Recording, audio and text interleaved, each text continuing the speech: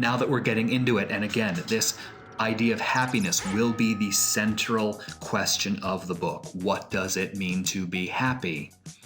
But we should clarify, because when I use the word happy in English, this is going to mean a couple of different things. And the very first thing it's going to mean to you is not at all what Aristotle is trying to talk about.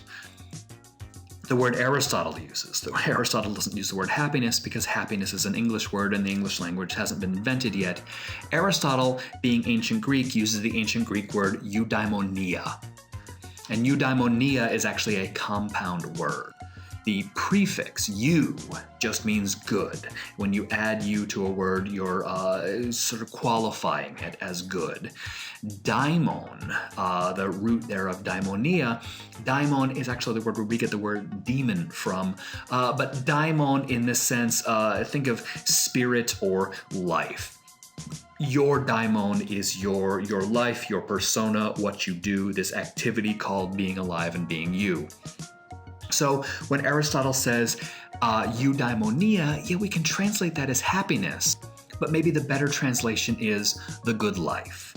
What do you want out of life? I want a good life. Now, obviously, that's not saying much, but it's at least a beginning, right? Because it's not to say that you simply want to be in a good mood, right? You're not watching this video to try to pass the class, to try to, get a job and make all this money simply because you think it's ultimately going to put you in a good mood, right? You will have good moods between now and then. You will have bad moods even when you get this great job and all this money. I'm not looking for simply a good mood. I'm looking for a good life. So again, the English word happiness, I think, has the unfortunate tendency to really first call up this idea of a mood. I feel happy. That's not the kind of happiness we're thinking about in this book. In this book, we're thinking about the kind of happiness that's general, overall, a good life. Which is, of course, exactly what Aristotle says in Book 1, Chapter 4. Everyone, when you ask them what happiness is, what kind of happiness are we talking about, this greatest good, this chief good, they identify it with living well and doing well. So again, this is the kind of happiness I mean, just living a good life. I want to know what it takes to live a good life.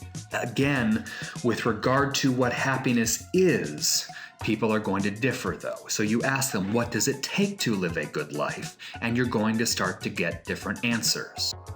This is the place where philosophy comes in, right? The central question of this book is, what is happiness? Or what does it take to really live a good life?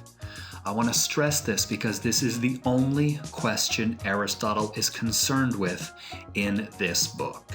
Now, you will notice over the course of the reading here, he's going to talk about a lot of other stuff. He will talk about moral virtue. He will talk about intelligence. He will talk about friendship. He will talk about courage. He will talk about justice. He will talk about pleasure. In every case, every time Aristotle brings up a new topic, watch. He will say to you, we are thinking about this because it's going to help us better understand what it means to be happy. It's going to help us better understand what it takes to live a good life. We are not interested in any of these topics on their own. To the extent that we are interested in ethics at all, it is only because Aristotle is going to try to show you it might help us better understand what it takes to live a good life, to be happy.